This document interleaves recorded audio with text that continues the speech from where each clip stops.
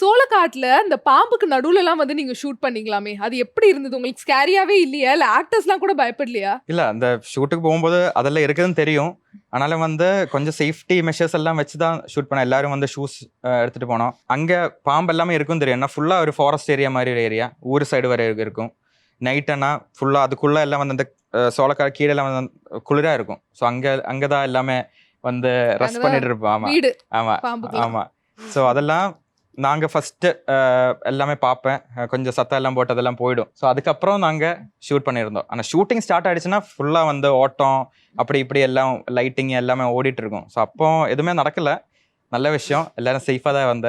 பிரச்சனை எதுவுமே நடக்கல. அண்ட் சார் இதுதான் உங்களோட முதல் படம். படத்துல கார் இருக்கு, பசங்க இருக்காங்க, ஃபாரஸ்ட் ஷூட் இருக்கு, எல்லாமே இருக்கு. பட் ஒரு பொண்ணு கூட இல்ல. ஐ மீன் ஹீரோயினே இல்ல. அது உங்களுக்கு எந்த அளவுக்கு வருத்தத்தை தந்துச்சு? இல்ல ஃபர்ஸ்ட் படம் கிடக்குனதே பெரிய விஷயம். அங்க வந்து எதுவுமே எக்ஸ்பெக்ட் அதுல பண்ணக்கூடாது. ஹீரோயின்லாம் ஆமா. எதிர்பார்க்க கூடாதுங்கிறீங்க.